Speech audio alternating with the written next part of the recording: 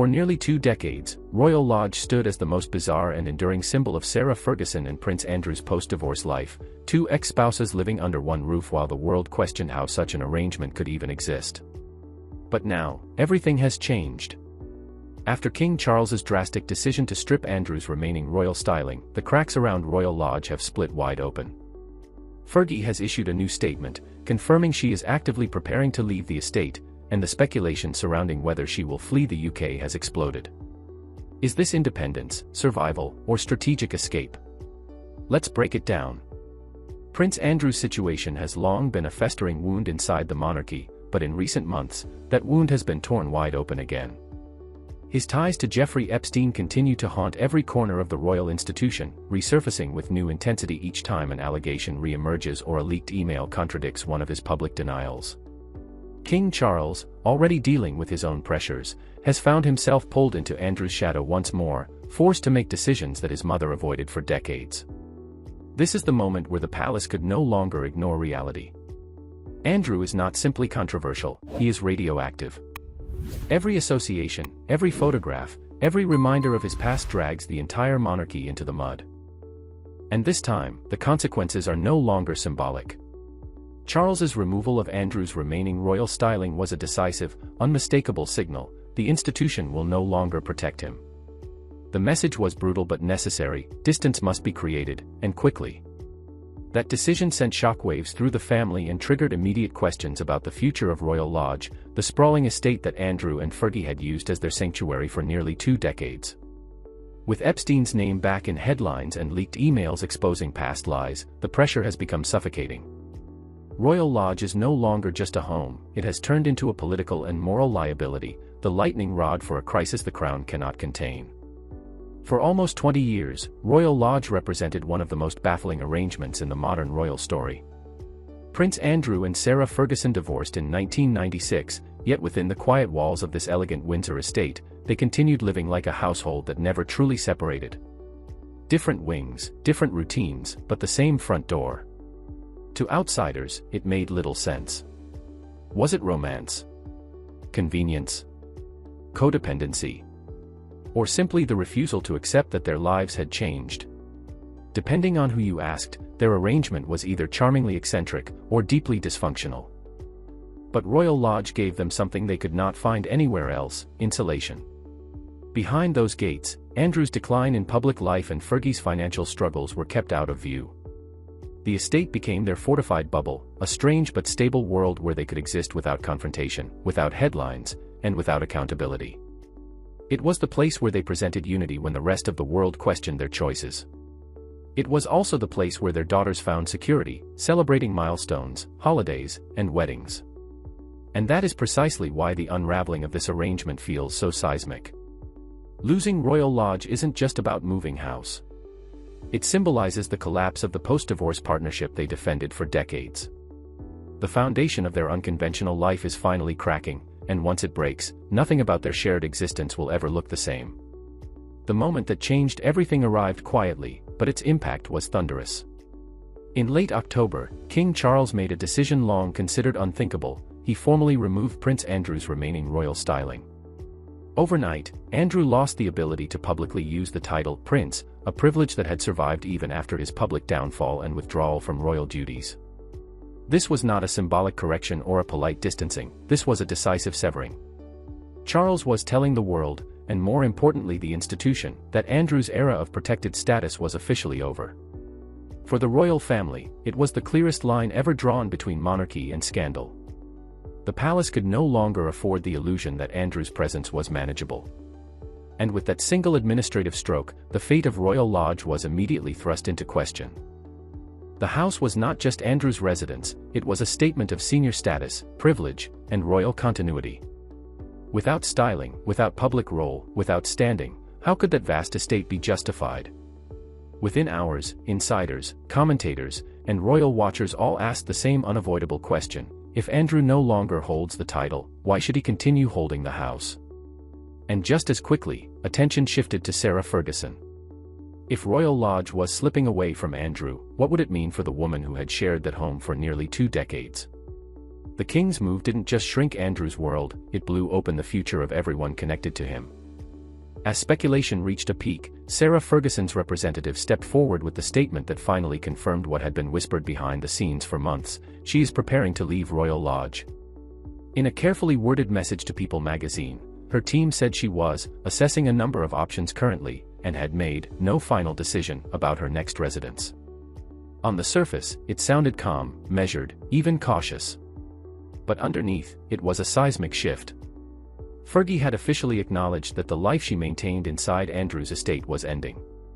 Even more telling were the denials that followed. Her spokesperson did not merely dismiss two circulating stories, they crushed them flat. First, they rejected the idea that she would move into a modest annex on Princess Beatrice's Cotswolds property, a scenario critics mocked as a downgrade unworthy of a duchess. Then they shut down the rumor that she planned to relocate to Portugal with Princess Eugenie, a move that would pull her out of Windsor's orbit entirely. Both options, they insisted, were false. The bluntness was intentional. This was not a woman drifting, or clinging, or waiting for Andrew's next chapter. This was a woman drawing boundaries. The statement signaled that Fergie was no longer positioning herself as Andrew's unwavering partner in residence. She was stepping away from his collapse, not quietly, but formally, and on the record. Her independence, once theoretical, had now become official. The two relocation rumors swirling around Sarah Ferguson weren't merely inaccurate, they were insulting. And her team's swift, almost aggressive denials reveal exactly what Fergie refuses to tolerate at this stage of her life.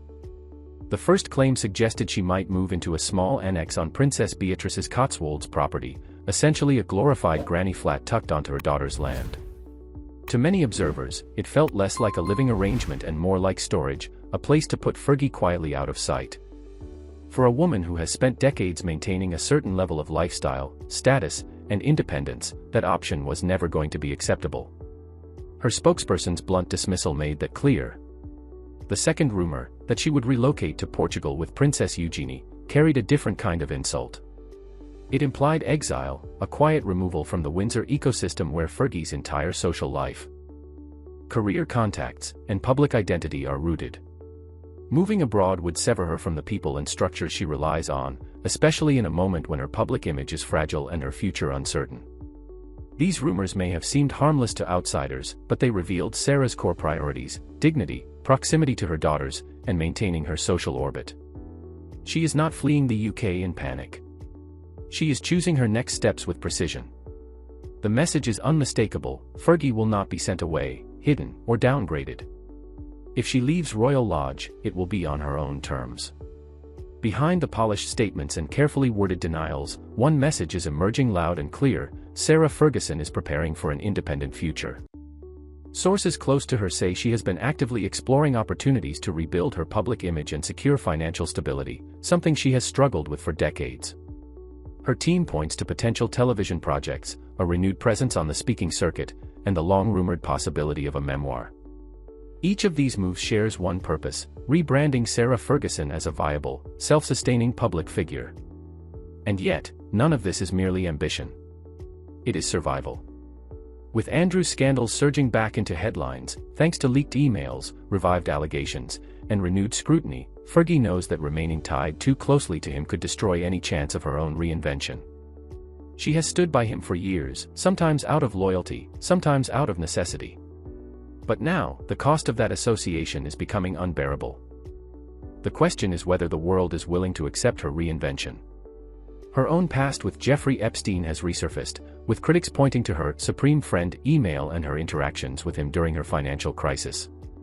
Those shadows follow her still, threatening every step she takes toward independence. Yet Fergie knows she cannot wait. She must build her own life, professionally, financially, emotionally, before Andrew's implosion swallows her completely. Her next chapter is less about reinvention and more about escape. The quiet relocation of Prince Andrew to a smaller, heavily monitored property on the Sandringham estate marks the clearest sign yet of his new, diminished existence. Once the Duke who presided over the sprawling Royal Lodge, an estate that symbolized status, permanence, and a protected corner of the Windsor world, Andrew now faces a future defined by containment rather than privilege. Sandringham is not a punishment in name, but in practice it represents a supervised retreat, a way of keeping him both sheltered and out of sight. The estate provides privacy, yes, but it also makes invisibility easier. It allows the royal household to manage him with minimal disruption or public scrutiny. With Royal Lodge slipping from his grasp and no prospect of returning to public duties, Andrew's life is being quietly reorganized. The message is unspoken but unmistakable: his era within the core of the monarchy is over. What remains is a curated existence, carefully controlled by courtiers who want stability and distance. This shift is not just logistical, it is symbolic. It represents a turning point where the firm draws a line under the scandal years and creates a buffer to protect the new royal narrative. And behind this maneuver lies a quieter heartbreak, the dismantling of the home that once defined Beatrice and Eugenie's childhoods. For Princess Beatrice and Princess Eugenie, the loss of Royal Lodge is more than a relocation, it is a dismantling of their emotional anchor. This was the home where they grew up, tucked away from the harshest glare of royalty, where birthdays were celebrated under ancient trees, and where their parents, despite their divorce, managed to preserve a version of family life that felt safe and intact. Both princesses married with Royal Lodge as the backdrop to their happiest milestones. It was their constant in a world where public opinion shifted like weather. Now they are watching that constant disappear. The forced unwinding of their family home reopens wounds many believed had scarred over long ago. It resurrects memories of their father's downfall, the scandals, the unanswered questions, and the unspoken tension that has shadowed their adult lives. Royal Lodge was not just a building, it was proof that something in their family still worked. The emotional strain is intensified by the timing. The Windsors are already navigating the chaos of the Sussex drama, yet the crisis unfolding around Andrew is quieter, rawer, and arguably more destructive internally. Beatrice and Eugenie find themselves caught between loyalty to their father and the reality that he is a liability the monarchy cannot afford. The unraveling of Royal Lodge feels, to them, like the unraveling of their family itself. Just as Sarah Ferguson was beginning to rebuild her public image, through charitable work, book deals, podcasts, and the carefully cultivated persona of a warm, slightly eccentric survivor. Her past has resurfaced with sharp precision. The re-emergence of the infamous Supreme Friend email, tied to earlier financial controversies, has reopened a chapter she hoped the public had forgotten. The phrasing, bizarre and sycophantic, was mocked across tabloids and social media, but the real damage came from the context: renewed scrutiny of her associations, her financial judgment, and the blurred lines between friendship, influence, and favors. Charities that had welcomed her for her name recognition and relatability now face uncomfortable questions. Several have quietly distanced themselves, pausing partnerships or removing her from promotional material. The media, never fully convinced by her redemption arc, has seized the opportunity to revisit every misstep, from the cash for access scandal to questionable business ventures. For Fergie, who has long tried to present herself as a wrong but resilient figure, this resurgence is a direct challenge to her narrative.